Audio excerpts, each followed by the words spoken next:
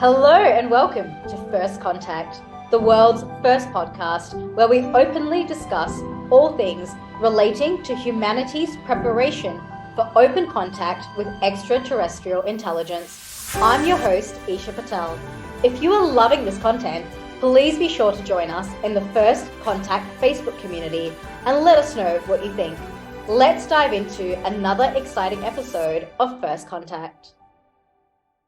Hello and welcome to another episode of First Contact. Your host is Isha Patel, that's me. And today we have Jason Gleaves. Now, Jason has a very, very fascinating life story and countless experiences, which I'm very excited to get into. He is an author and a UFO researcher. So welcome, Jason. Thank you so much for joining us here today.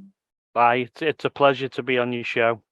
Amazing. So I would love to just dive straight in if that's okay with you, because I was listening into some of your previous work and your experiences that you've had are very, very tangible. And one thing that I saw was very unique about your work, Jason, is that you also seem to have a lot of photographic evidence and you analyze the images. And so I want to get into some of that side of things as well. I would love to know, just to really, dive into the meat here, what is one of the wildest experiences you've had relating to UFOs? Well, it probably starts back when I was a child with my sister, age 7 years old in Liverpool. And that's when I first had my known first encounter experience, whichever way you want to call it. And we were basically staying at a relative's house.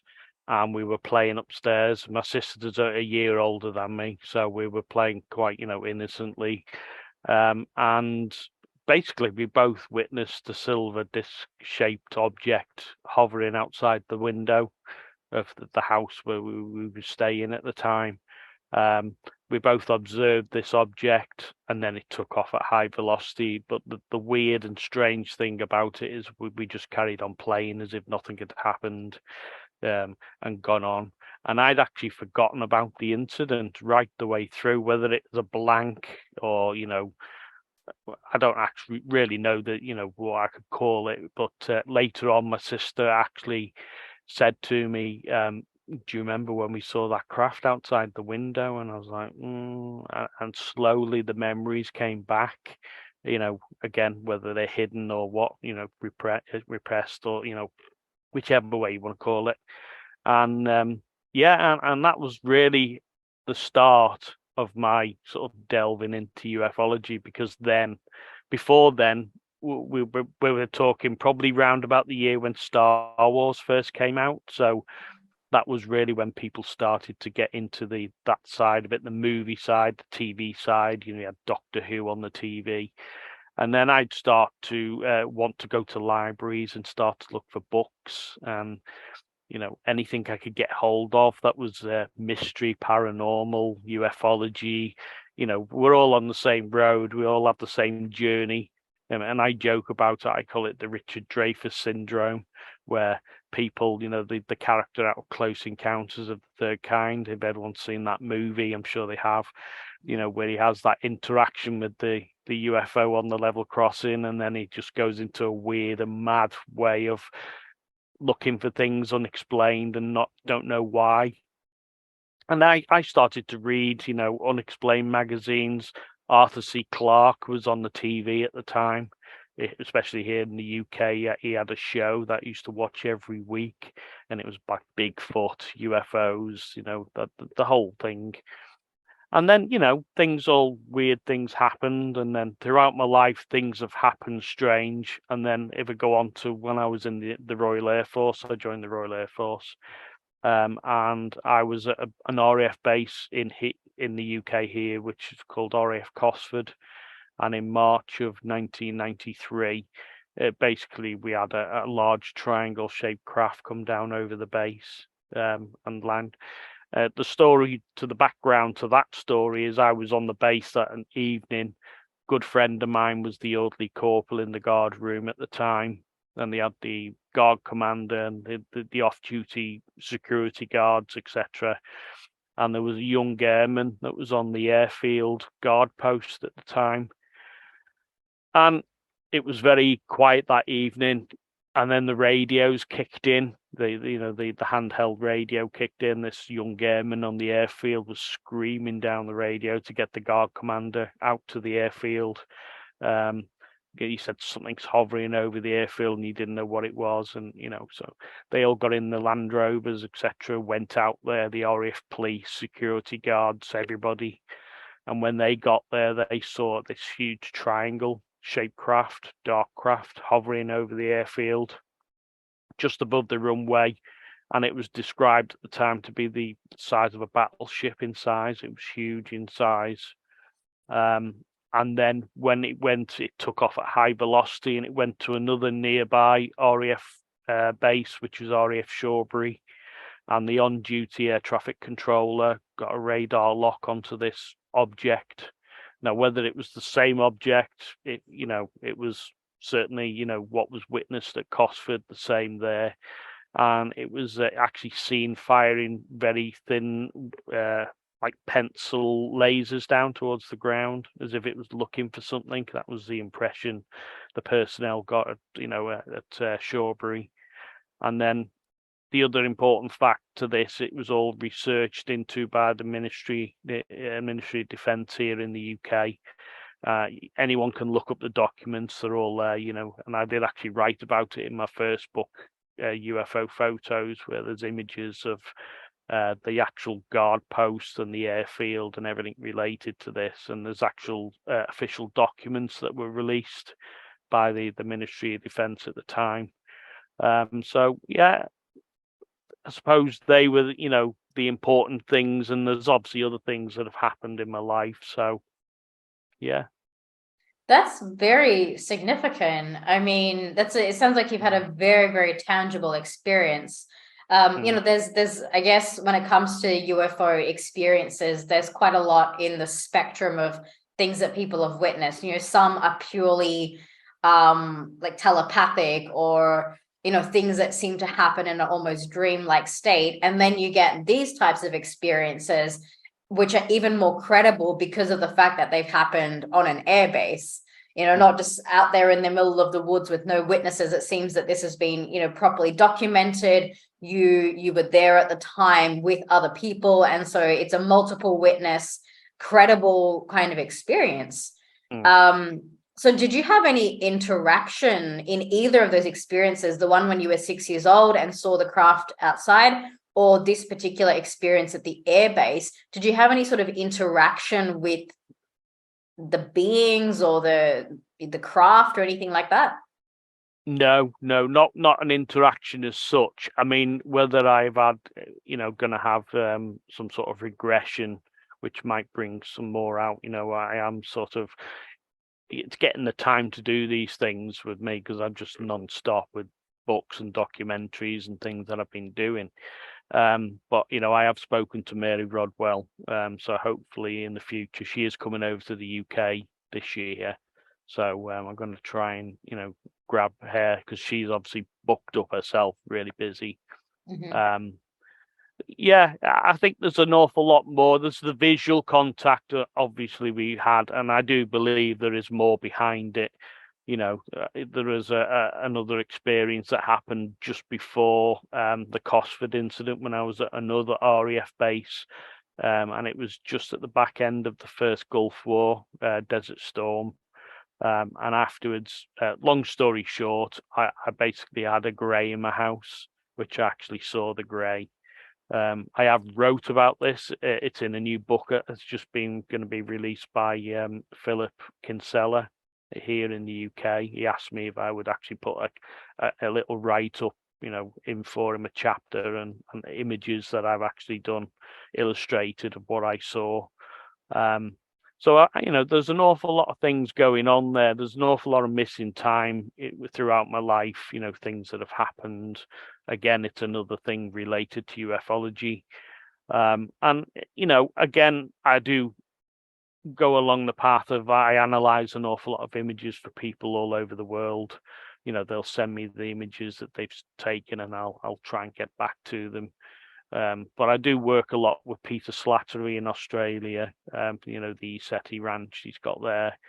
And, I do class Peters probably in the top 1% in the world of, sightings, experiences and abductions, all that type of thing in relation, because I joke about Peter, saying he goes to bed with his camera. He literally, because he gets the most amazing images.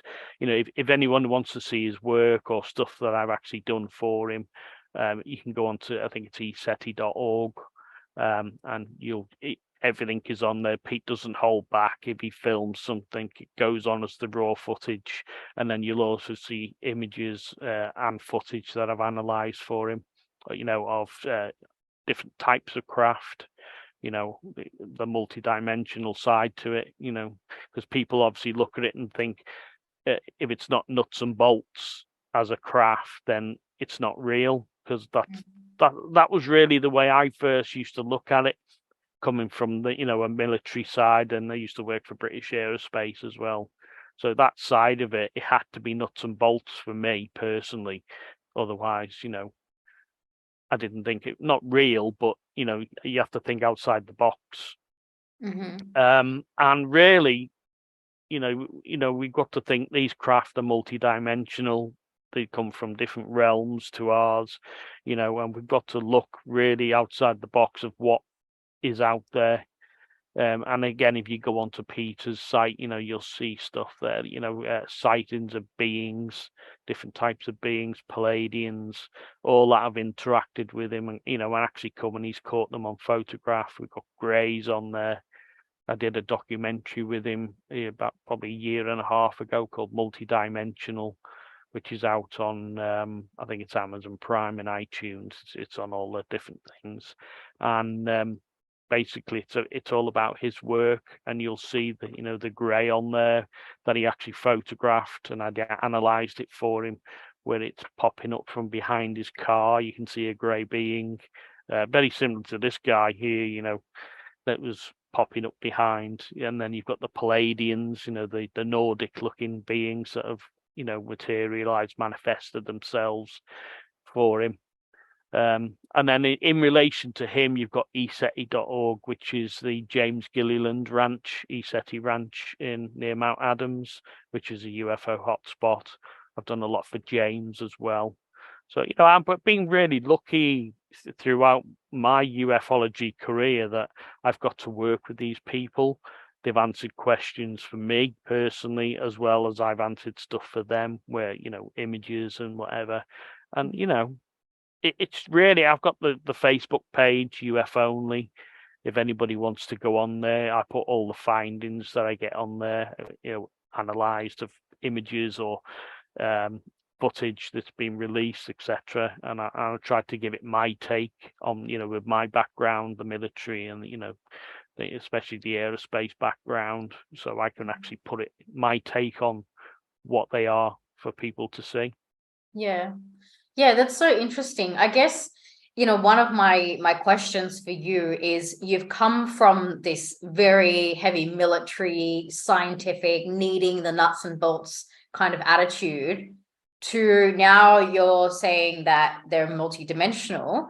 So we've taken a bit of a leap there. So could you just maybe backtrack it for us a little bit, and maybe share with us the journey of how you went from thinking that you just had to see these physical crafts in order for it to be real, to now expanding your awareness to thinking that maybe there's some other dimensional component playing into it as well?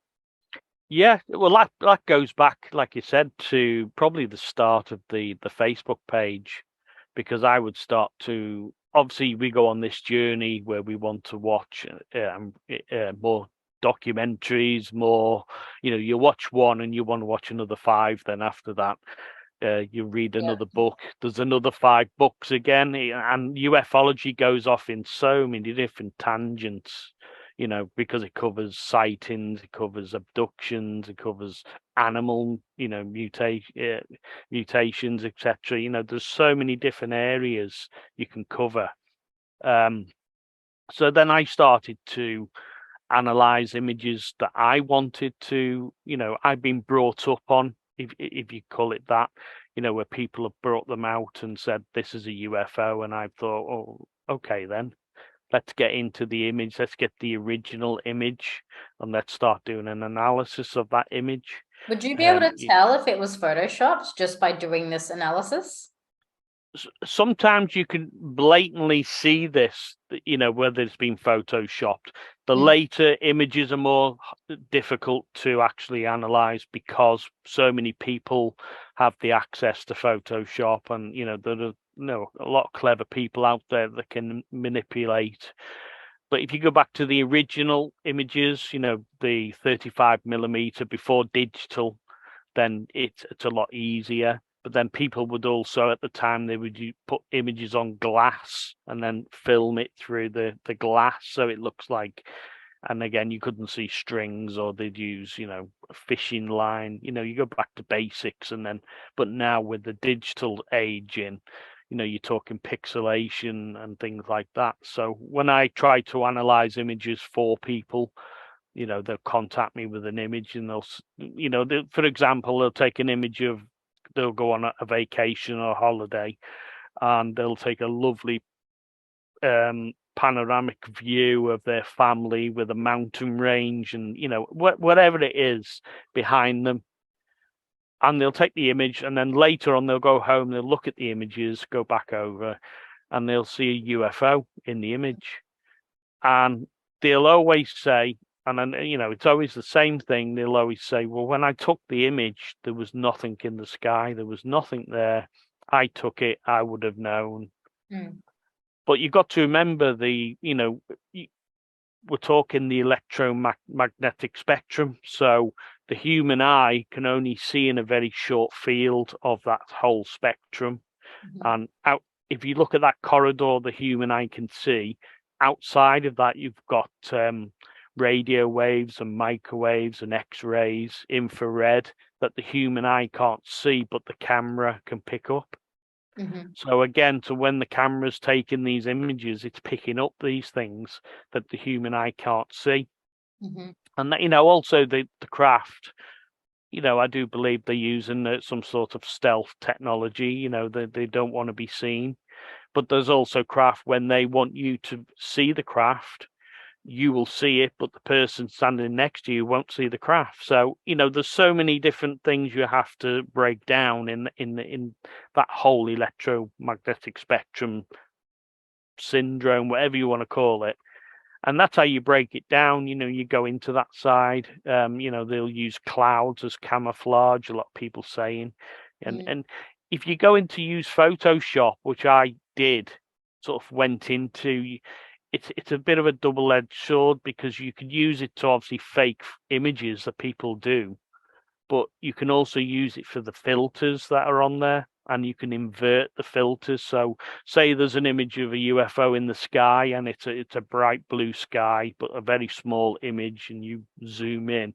If you invert that image using a filter, it becomes like a photo negative, and it really stands out the detail. So you can actually zoom into the object that's there, and you can start to identify. So whether it's an aircraft, a bird, cloud formation, people, lenticular clouds, people have, said the UFOs are obviously that shape, weather formations, there's a lot of factors that you have to eliminate.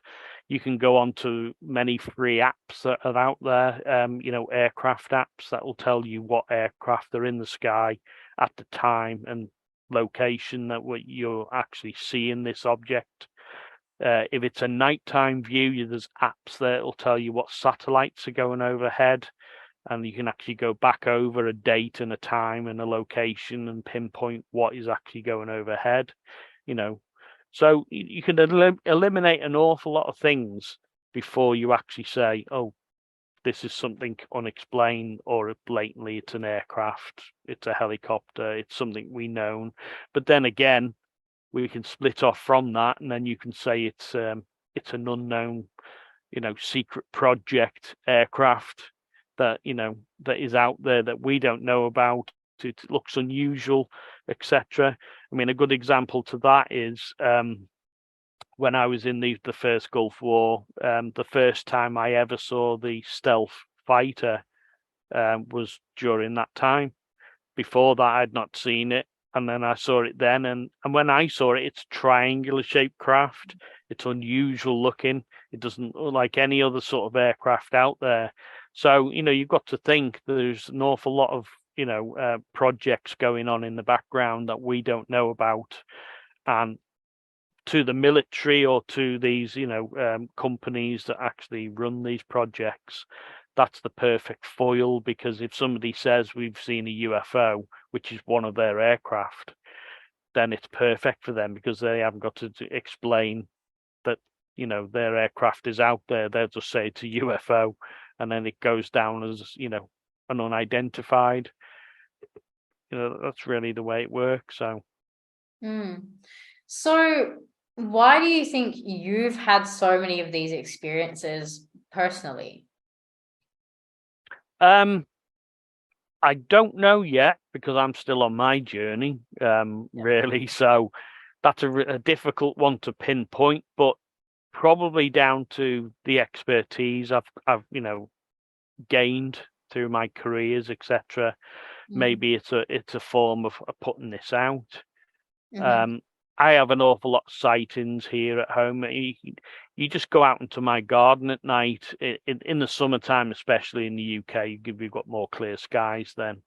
But if you look up, I can see within a short period of time, within half an hour plus, I can see 10 UFOs going over because I know what I'm looking for. I know what to eliminate. I've got the apps, like, I tell people to go and look for, the aircraft that come over the flight path. The obvious things you will look for, the strobe lights.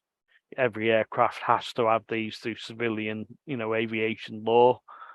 And they're actually there for the reason to identify the aircraft, that there's an aircraft there. That's the whole reason of a strobe light. So if they don't have them, some military aircraft don't have them if they're on obviously an exercise or, some sort of a mission, say. But, they're the things you've got to look for and eliminate. But these craft, they'll come over the lights, and what they'll do, they'll power up. I call it where they'll power up. Pete and James Gilliland in the US at the SETI Ranch. If you go on their images and their footage, you'll see craft the same where they power up, and it's a light, an orb, whatever you want to call it, comes right over in a flight path in a straight line, zigzag, whichever way it's going to interact with you, and it will actually power up, so it goes really, really bright, and then it fades off. I mean, that's a form of CE5 contact, where it's an interaction with that craft, whether more data's been transmitted. There's an awful lot of factors involved there. But like I said, if I go out in my garden, I can see up to 10 UFOs within half an hour. They will just literally show up as if to say hello. And that's actually quite a lot. I mean, statistically speaking, that I don't think that's a normal experience for a lot of people. And I think, no. It raises a few questions. One is that are other people seeing them too, or are you just somehow tuned into that specific frequency? Because like you mentioned before, two people could be standing looking in the same direction. One person will see it and one person won't. So if you're going out into your backyard and seeing 10 craft in a matter of 30 to 60 minutes, I would say that's a very unusual experience. And there's something that's to do with you personally or in your frequency or something like that might be facilitating that. I do believe it's the frequency side. That's a real important factor involved in this, because again, it comes down to you being awake. An awful lot more people are waking up, as you know yourself. People, I don't know if you go to conferences a lot to yourself, UFO conferences, etc. But I've gone to as many as I can over the years, and just within the last 5 years, say, the difference and the caliber of person that is actually turning up to these conferences now.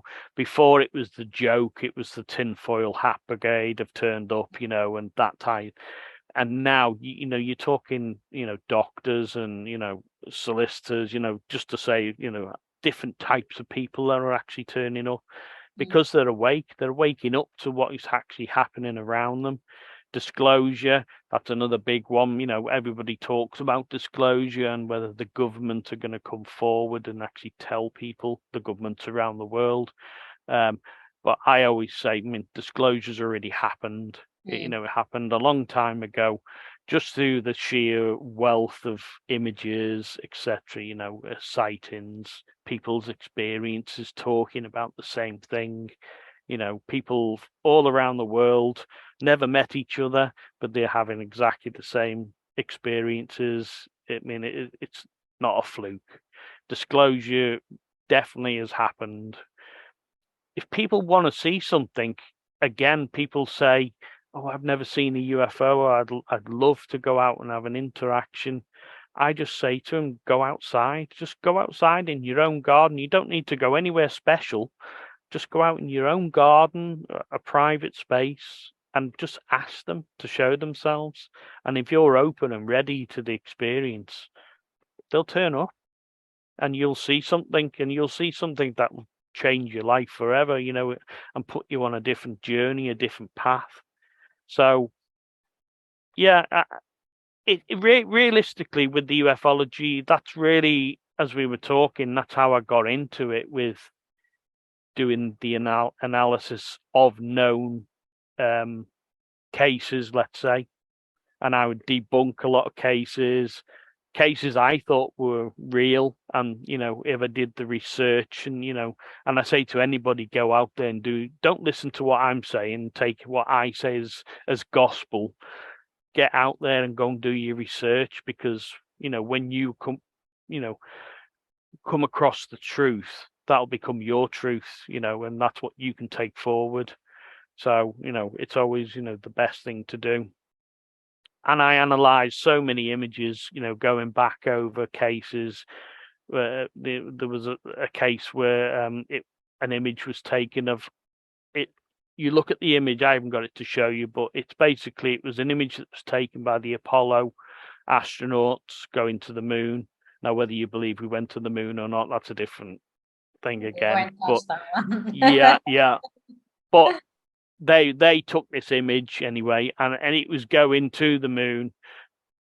And if you look at it, it's your typical elliptical shape. It's got a lot of detail on it, and you think, wow, that's a UFO. That's something not of this world. And I thought, okay, I'll just go into the basic and do the research. So I got hold of the original NASA image, the number of the photograph, went into the files, pulled it up, and there's nothing. They took it through the window of the capsule out into space, where they said, and I looked at the number, nothing came up. There was nothing in it at all, and I thought, okay, maybe this isn't as what is made out to be. When I went into more, nothing was there. Do you mean like the file didn't exist, or you saw the file but there was nothing in the file?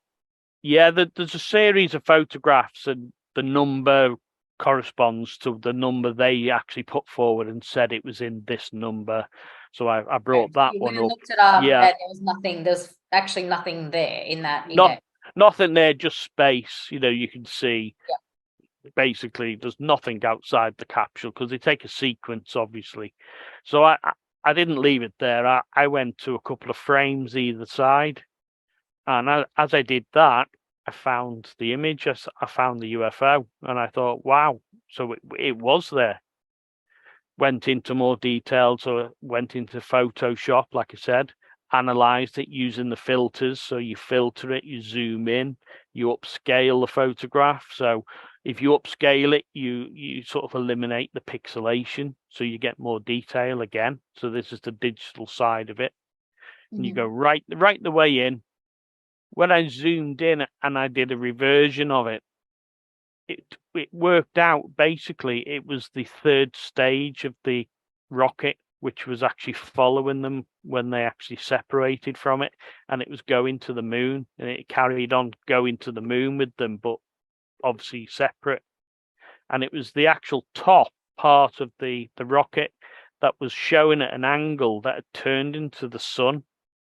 So it showed the elliptical shape, and it looked like a UFO. So when I actually analysed, went in and did a basic overlay of the image they said was a UFO and this image, perfect match, straight on top. So see what I mean? If you go in and do the research, something you think is not real or whatever can turn out to be something so simple, but it's not being explained. So in the first book, obviously, as I got deeper into ufology, I started to work with more ufologists, especially in the UK, and a good friend of mine, Philip Mantle, here in the UK. I don't know if you've heard of him. Great publisher, has been in ufology for so many years now, and he's actually got his own publishing company. And when I've been dealing with him, doing images for him, same thing, analyzing, and he put them in books and whatever. He said to me, "Why don't you write a book? Why don't you actually put into a book what you're doing? So the images you've actually analysed and gone into." I don't know if you can see, like the first book I actually wrote, UFO Photo, and then I go in over cases, literally famous cases. There's the famous case Battle over Los Angeles, 1942. And again, people have always seen the image, but I've actually, when I use Photoshop, you can see the actual UFO that was over the place. So with that book, is basically just going over famous images and showing people that the UFOs, in that respect.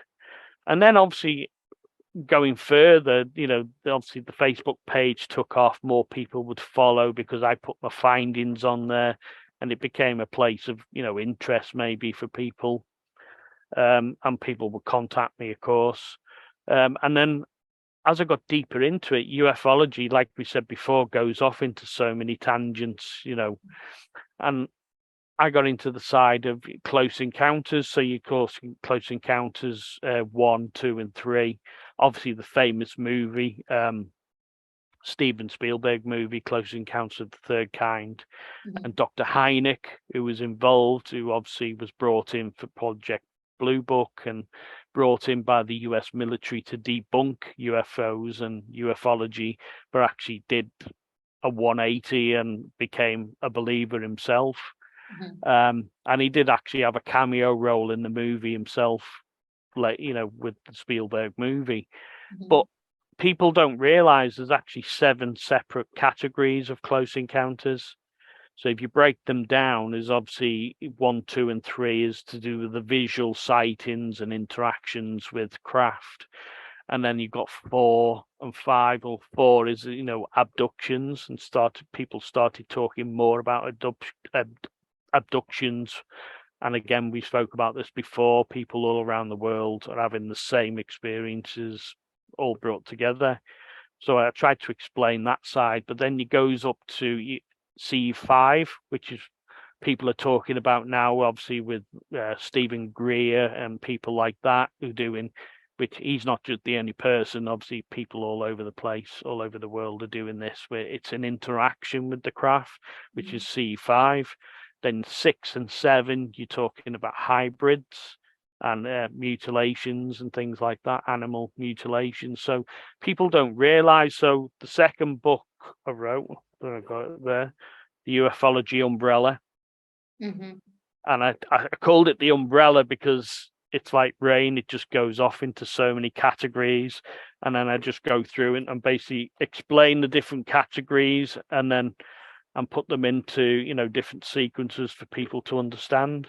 Because again, it's something I came across, didn't understand, did the research, and thought, well, that would make a good book for people to actually get into that side of it.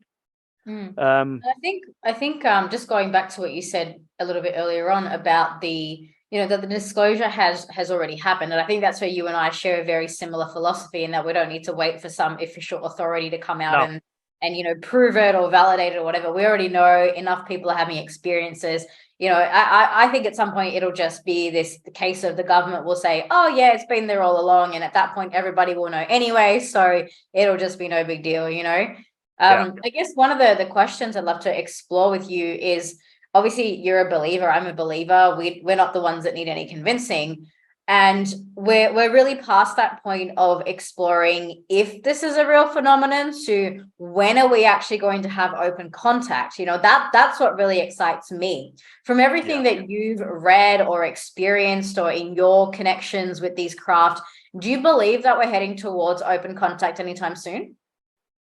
Yeah, you say open contact, but you're putting it across really probably as an official contact. So that's where people That's right. in the news media around the world actually sit behind their desks with their pieces of paper, reading the news and saying, then today we had interactions with beings and extraterrestrials from other worlds. They exist. Then people will actually start to sit up and listen. Obviously, they're the people that haven't woke up. They haven't come round I to. think I just want to, before we continue, just redefine a little bit, because there is the topic of cosmic disclosure. So when I'm talking about open contact, I'm talking, without the need for this exclusivity, because what's happening at the moment is some people are having these experiences and some people aren't. So in that regard, there isn't a complete transparency or complete openness, in that experience. And part of that is to do with the fact that we don't have an official government disclosure. So I guess when I talk about open contact, I mean, if thousands of people went out into their streets, would they all see the craft at the same time, in the same physicality, and whether you see that kind of experience happening anytime soon? Yeah, if that amount of people went out and did it as an open, togetherness, everybody went out with the same openness of seeing something. Again, you've got to sort of be there. You've got to have awoken to the fact that you can have access to, conversations and interactions with off-world races, etc. And again, yeah, if I wouldn't say no to the fact that if an awful lot of people went out en masse and went out and actually wanted to have an interaction, that would happen. Mm-hmm. Yeah, I know there's groups out there that are attempting this, but I've never heard of anything happening at a really mass sort of scale. I mean, there's lots of small groups, maybe 5, 10, 30 people going out and Yeah. seeing maybe orbs or lights, but I don't think there's anything that's quite happened in the sense of hundreds or thousands of people going out and having a shared experience. So in that regard, it seems that we are still working towards that point. But there seems to be something, and I have seen other people talk about it from the perspective of coherence. That when 1,000 people are together, some people say that it's more challenging in that scenario to have that group coherence. Whether that's true or not, I mean, because then I've also seen other people, if you go into the healing side of the space, people like Dr. Joe Dispenza creates coherence in groups of 1,000, 1,500 people at his retreats all the time. And so I guess there's still a lot of open questions around this. Is it possible? Has it happened before? I don't think so. Do you think it's going to happen anytime soon? I certainly would like to believe so. Yeah. Well, again, when you get into ufology is really when you're awake. That's when you get into ufology, because it's obviously pulled you in and not going to let you go, literally. And the more and more people that are waking up, more are waking up because of what's happened recently with the US government disclosure with the Nimitz, Tic Tac, etc. I mean, again, there's still a couple of questions in relation to that, but it's the fact that they're talking now about interactions with off-world craft. They're saying it's not ours, but it's nobody else's on this planet. So who else's is it? That question is being raised.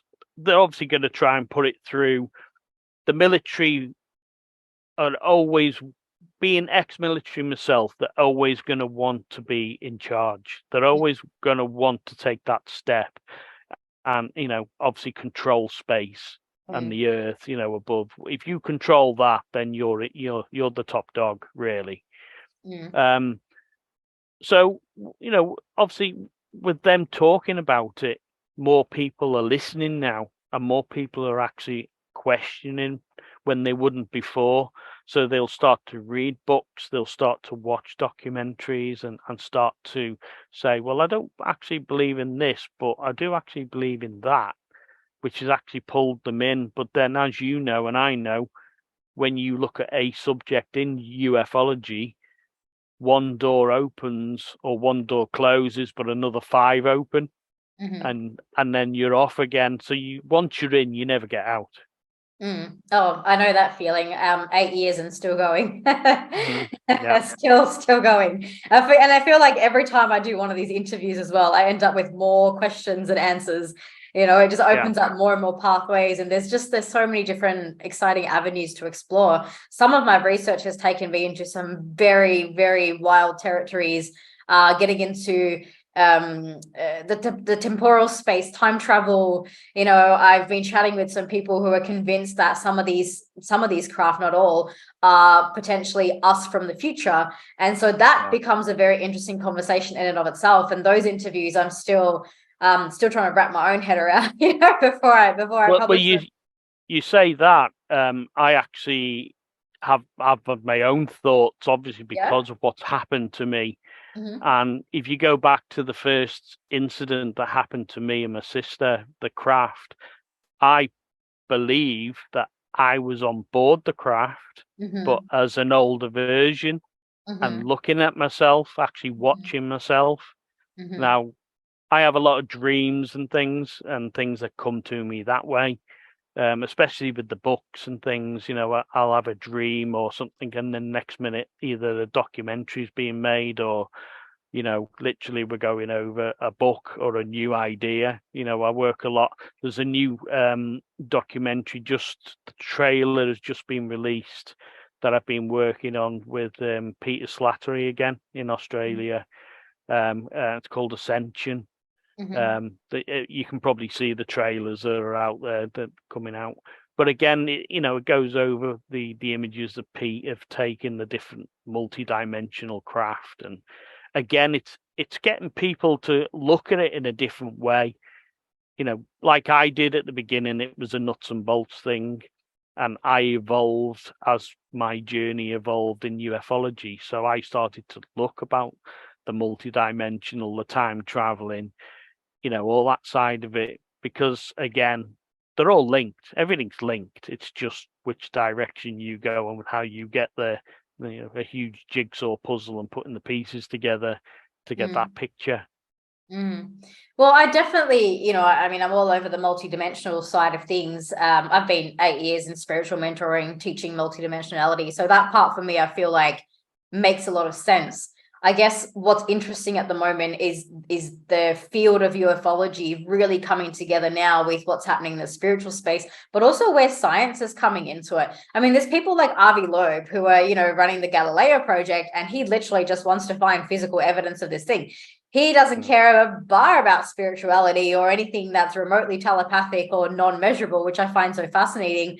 Then there's people like Jim Peniston who are saying that, well, actually, yeah, I believe that this craft is us from the future, and we have, so-and-so theories to support and kind of validate that. So there's a lot of different things out there. And, it's so interesting for me because when I created this particular podcast series, I told myself I wasn't going anywhere near multidimensional woo-woo. And it seems that no matter what I do, I cannot get away from this. It's just, it's so hilarious to me, actually. I mean, I want to give you just a really short story and get your take on this as well. So a few years ago, I had a very, very direct experience with a craft, and I am quite in tune telepathically with these craft and the beings as well. And so I was actually sitting with a friend, both of us were quite tapped in, and we had this experience where we were both telepathically connecting in and had awareness that the craft was there, but not physical. So neither of us could see it. If you'd gone outside the house at that point, you wouldn't have been able to see it at that time.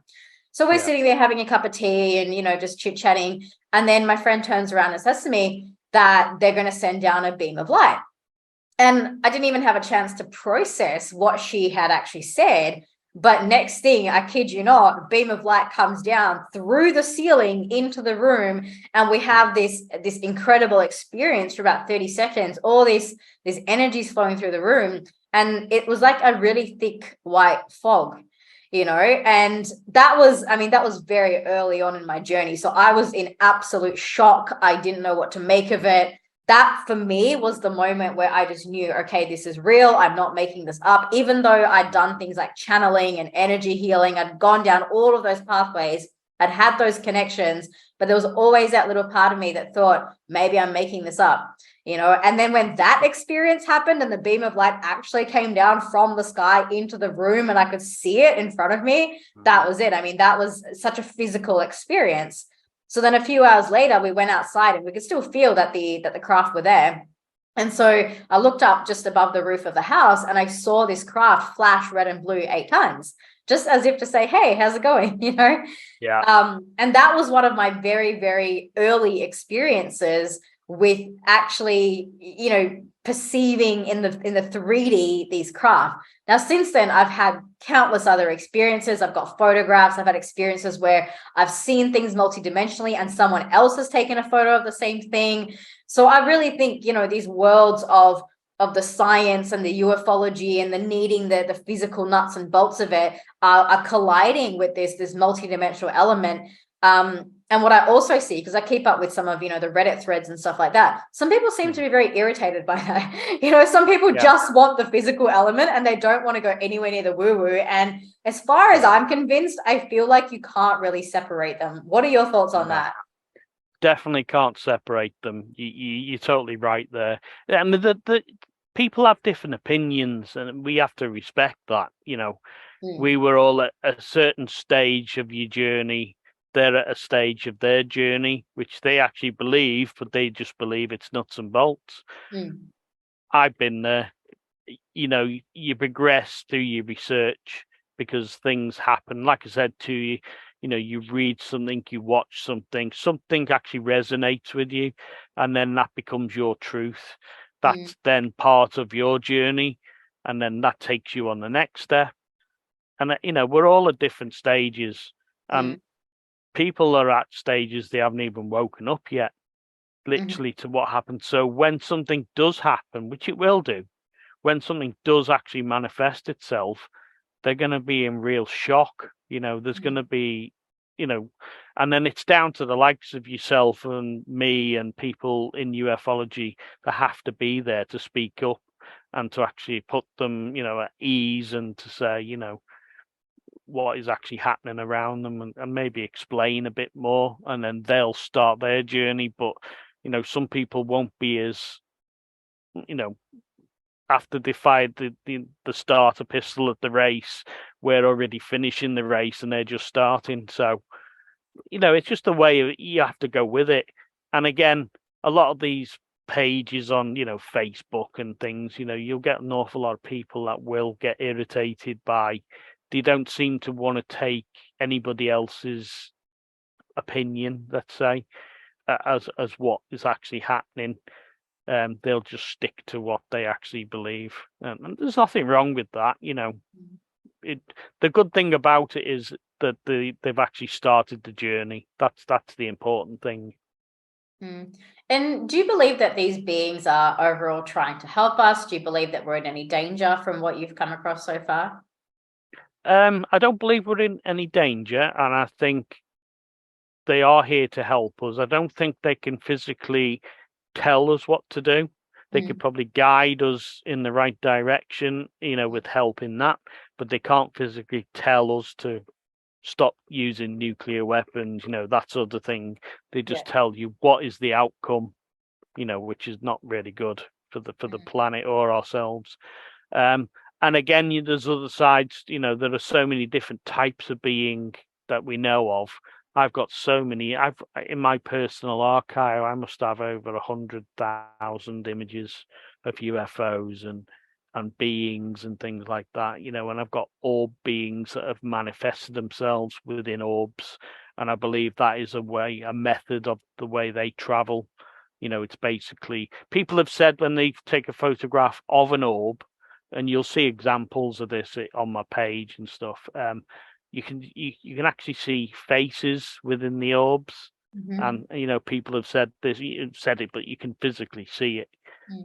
I believe it's them in their reality, their dimension, looking back at ours, it's a sort of a window through, and Mm-hmm. it's how they travel through. So people see them floating around, and yeah, you can eliminate insects and go down that road, like we said with aircraft. It's exactly the same, but you'll see some of them, and you think, well, it's just the way they act. It's the way they interact. They're under intelligent control for a start.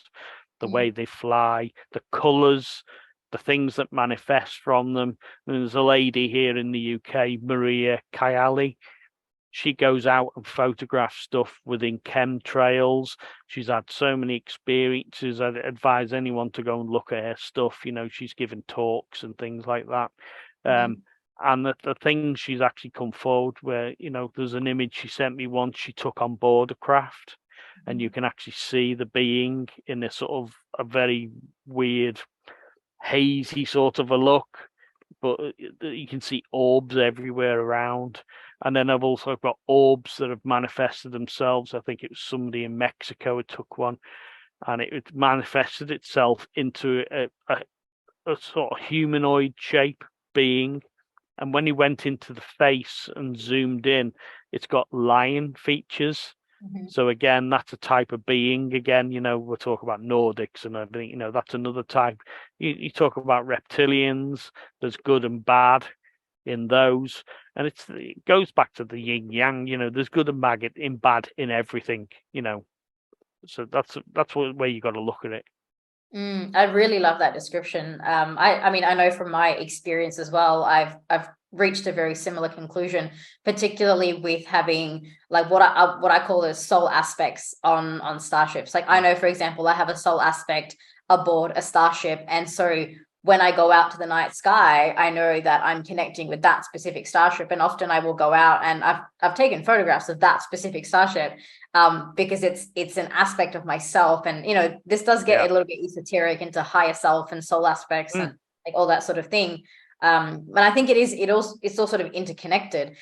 So there are some people saying that, well, these are us from the future, but if we really understand multidimensionality, there is no time is just a product of this planet.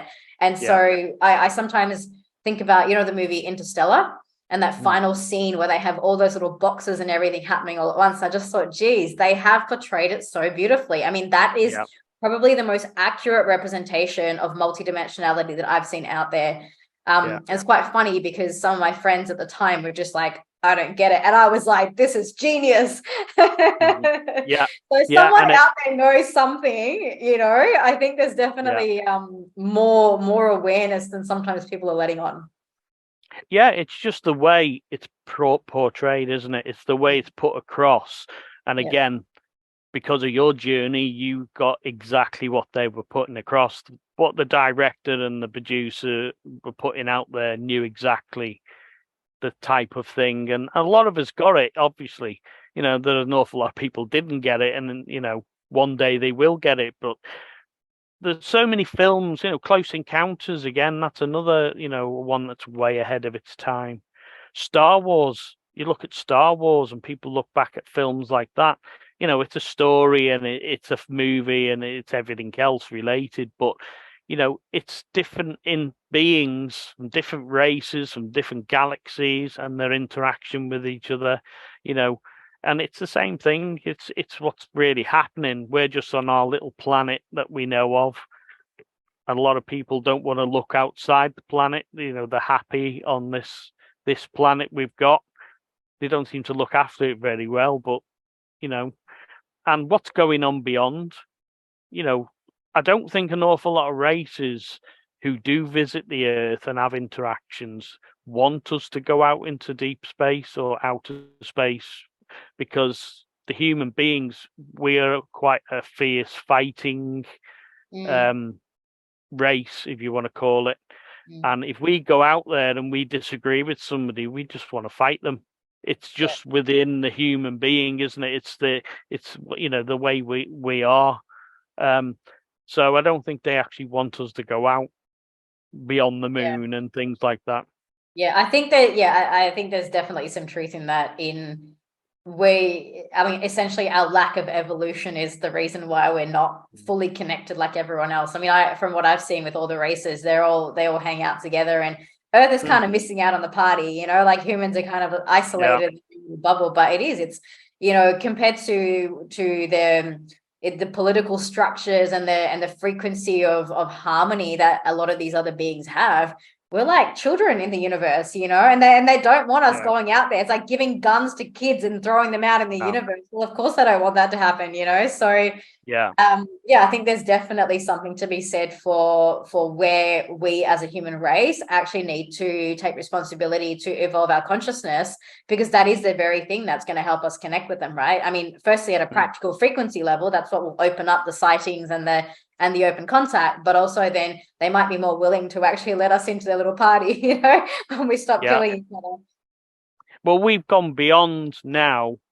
I believe that people have the sightings, they've seen the craft. We've talked about the multi-dimensional side, but we've gone to the stage now where we want to know who the occupants are. We want to have the interaction. We've gone up the level again, and you know, it's the journey, and that's where I think we're at now. An awful lot of people like us are actually, you know, talking about the beings now. It's not the transportation of how they get from A to B, you know, whether it's instant or whether it's using light speed or above light speed, you know, hyperspace, all those things. It's the fact of, okay, what's their home world like? What do they do in their spare time? You know, it's that side of it now. So. And I think, you know, probably not in today's discussion, but what we want to do throughout this podcast as well is really start asking the questions of, well, what does that mean for us as a human race? Because we're past the point of thinking, is it real? I mean, I think you and every other guest on this show could probably attest to that it's definitely out there. There's something out there. The question is, who are they? Why are they there? But even that, I feel like a lot of that's already been answered. They're here to help us Yeah. for the most Yeah. part, you know. And then it's asking, well, how does that impact us? What does that mean if we are no longer the apex predator that we think we are? Maybe, you know, maybe we've got some room to grow and learn, and maybe we're not as hot shit as we act No. like it. You know what I mean? No, definitely not. Definitely not. But then, you know, we were talking about the books, and then the book I had, the new book, UFO Encounters, up close and personal. And like I said, I've been so lucky over my time in ufology that I've worked with so many people and got to know people. Quite humbled, really, because I've got people who I've read their books, etc. You know, but coming up from a young child right the way through, they've actually become personal friends. And with this book, I wanted to ask these people, like yourself, you know, I wanted to ask people, how did you get into ufology? What was the thing that was it an experience? Was it a sighting? Was it a case?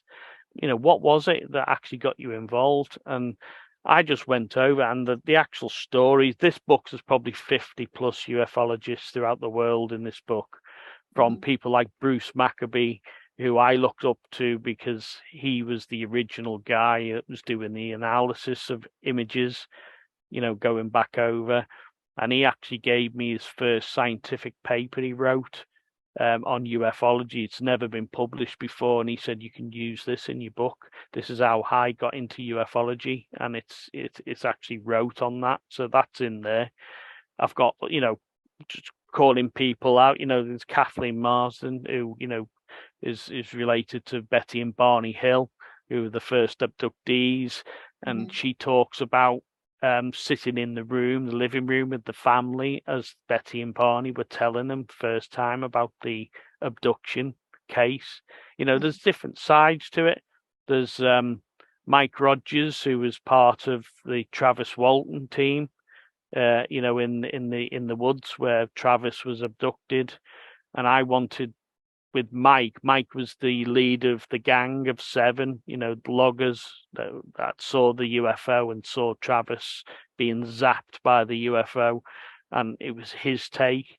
Because when I first approached him, he said, well, no, don't you want to talk to Travis? Because, you know, it obviously happened to him. And I said, no, it's your account because you were in the truck at the time. You saw what happened, and he gave the detailed experience he had. I've got Mary Rodwell, people like that. She talks about the Chinese Roswell that happened, which people don't know about. And she talks into great detail that was on a military base in China. So, there's all different cases that people got into ufology and thought, wow, they're pretty amazing. Yeah, that's just incredible. There's so much out there. I think we're past the point of needing evidence. It's all there. It's all available, for anyone who's willing to look or just go outside in your garden. Like you said, look at the stars, see for yourself. It's all there, Yeah. Jason, thank you so much for joining us today. It's been very, very insightful discussion. For our audience, our viewers and listeners on all our platforms, what final words of advice or encouragement could you give to people who are listening in and maybe asking the questions or have begun this journey of exploration for themselves? Well, advice as such, you've got to look. People say there are experts in ufology, and there are no experts in ufology. Believe me, everybody is on the journey of actually coming forward. So get out there, do your research. Don't always believe what other people are saying. Follow up on what they're saying, but do your own. Get your research. It's so important because that becomes your truth. It's part of your journey, and just never stop watching and never stop asking the questions. Amazing. That's really good advice. I think anyone who's listening to this, hopefully, will be inspired to continue that journey, to keep really exploring, because there's definitely something out there, and it's just a matter of when, not if. So thank you, Jason. It's been an absolute pleasure. No, it's really been a pleasure to be on your show. Hey everyone, thanks for listening to First Contact. I'm your host Ish Patel, and I'm so excited to have this conversation about open contact with extraterrestrial beings. Come join me in the Facebook community where you can continue the discussion, or keep listening for another episode of First Contact.